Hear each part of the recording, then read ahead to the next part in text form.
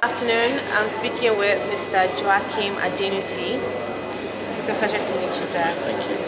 So, what is your take on this entire program that Businessday at Keystone Bank have brought? I think it's a very exciting one because often you find out that the SMEs actually got the key to the nation's capital development and building. The SMEs can actually employ people, release resources where the government might not have the resources to employ a lot of people. If you have every SME employing those who are not employed, you will give them work experience to start with. But most importantly, if they can begin to understand both threats and opportunities of the business, then it has to be a win. So I most really commend Businessday and Keystone Bank for this initiative. Well done. Okay, thank you. So, pertaining to SMEs, what do you think is the current state of SMEs in Nigeria and how it's being supported by government organizations and also financial organizations? To be honest, I wouldn't say I'm an expert in giving an answer there. From my observation, I think there are lots of external factors. Even if the banks are supporting, with microfinance supporting, there are other external factors that are actually almost crippling SMEs, almost making it impossible for you to thrive. And as I said this morning to the guys who are doing the money for all the entrepreneurs here, I said, I have to just give it to them.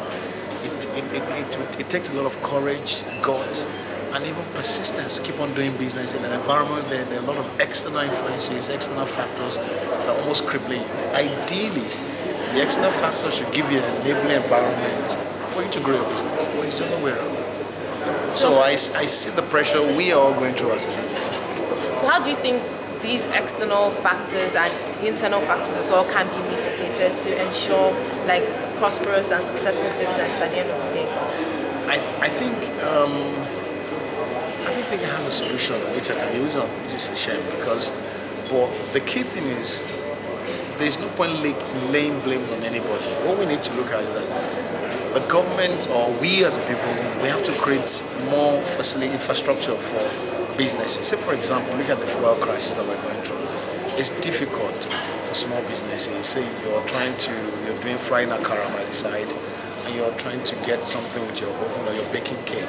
The time it takes to go and queue. So if we can make some of the other external things available, then the challenges facing SME itself might actually be easier for them to accommodate. So one, understanding what our objectives, what do we want to do? Do you want to release entrepreneurs in Nigeria? That's the goal, yes. So what do we need to do to release them as organized government bodies, individuals? What should we be doing, obviously as a government, what should we be doing to give them more infrastructure? So it's not much about talk, it's not only about funding, it's just giving them other things. That's what we are funding. Okay, what's the major attributes, or what are the major attributes that you think Nigerian business owners lack and it tends not to allow them grow to the capacity that they ought to have grown to? So again, talking about the internal and external, let's talk about the internal now. One is the product integrity and honesty. I said that, Warren Buffett said that honesty is cheap. Honesty is expensive to get. So when you're selling a product, you're doing a service, do it very, very well. So even though there are external factors, but even the one you're doing, if we can deliver those things well with integrity, I think the word for small business is integrity and reputation. Because when you're small, you don't have the brand.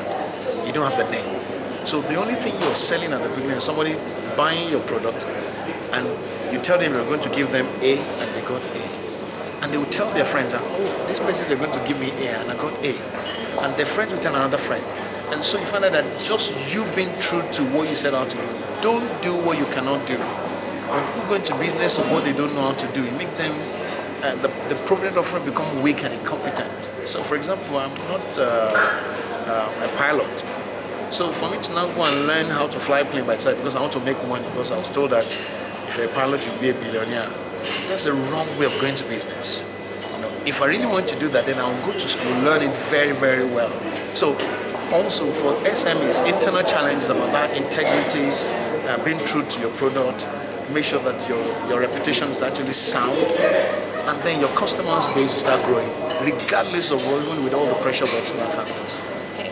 Finally, what's your advice for business owners that want to give up in the face of all these challenges, but they're striving to keep on going, but there's literally less and less things every day to motivate them. So what's your advice to those people?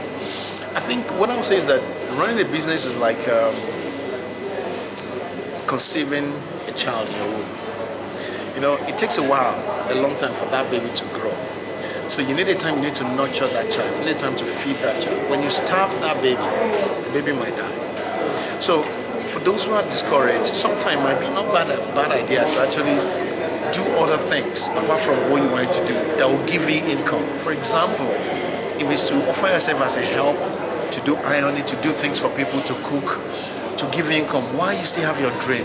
Because what you want to do is to keep your dream. But to look for things while you have your dream to keep you going, because you don't want to die before achieving your dream.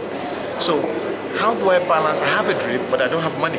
I don't have resources. So what can I do today that can give me something and grow that thing while I still keep my eye on my dream? So don't give up. Look for something to do. Offer yourself to somebody. Offer a service that is needed. And then I'll give an example. When I was a student, just starting, I didn't have a job. I had to offer myself as a driver. And yeah, somehow I would drive people, taking their children to school because they trusted me. It was giving me income. It was giving me money to be able to save, to pay for my other professional exam. So I was studying and I was driving. Studying and driving. So, but do I want to be a driver? No. So that's the kind of thing I think I would encourage those who have vision and dreams.